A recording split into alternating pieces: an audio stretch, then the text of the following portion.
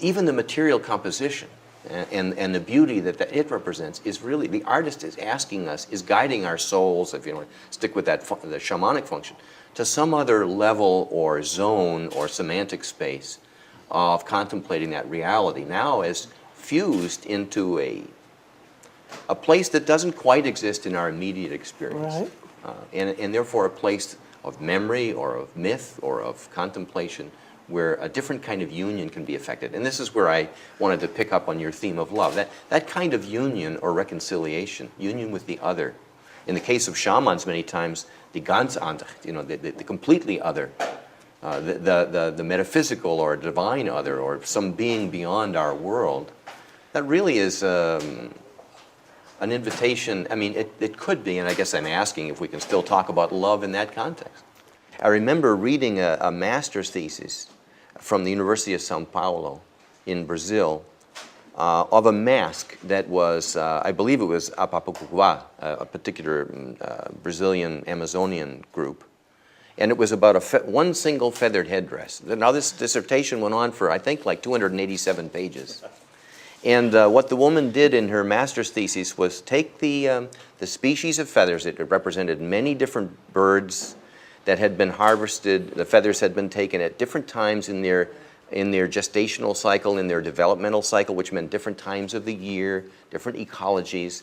It represented the entire, if you want to say, world of natural science that the local people had to know well in order to compose this very beautiful bonnet.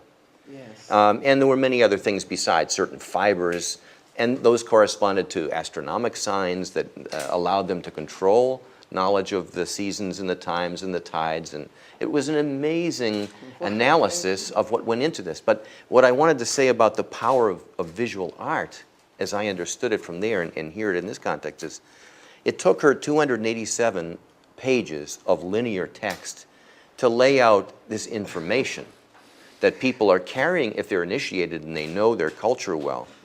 People are carrying this in their heads, loaded with also an emotional charge, because these are very powerful beings and forces in their world that are represented by these colors, these materials, and so on.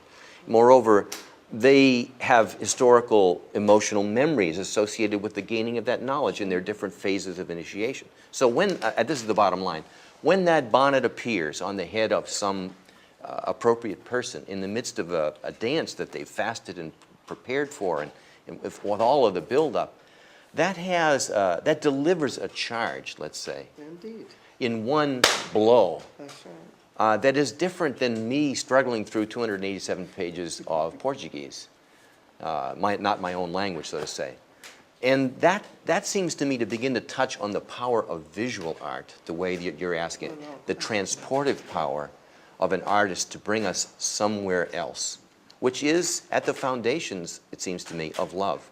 We learn to be somewhere else in the presence of the other, to become a presence for others, somehow that's why healing can happen, perhaps. I find it very moving to learn this about both vision and about love and about the power of some other way of thinking of these things artistically. I was sitting here thinking as you were saying that, Larry, in 10 days, I will be going to the Cheyenne Sundance in Oklahoma, at home, my home in Oklahoma.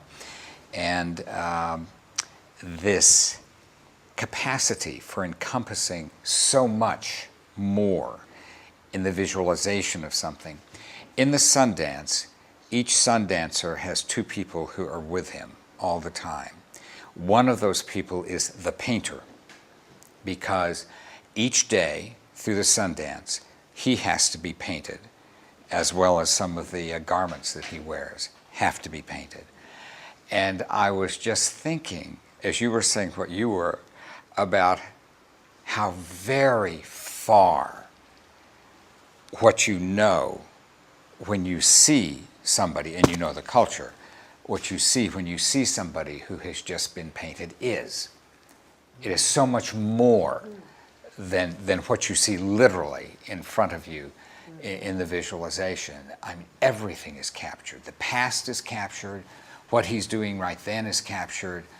what he hopes to and aspires to, because as a sun dancer, you pledge to a very specific thing that you're trying to achieve. So it's very prospective also, and the sun dance really is the beginning of our new year. That's what marks the new year. So the future, the perspective is very much a part of that too. But it is the case, I think, that can be the power of art, and the power of art, visual art, for love, because there is so much that is intangible and affective that gets bundled up, if you will, in the physical expression of it. I mean, it's so much more than that, and that's what I think is important in my own view about native art. And I think it's what you're saying. Some of the very artists you were talking about today are trying to achieve.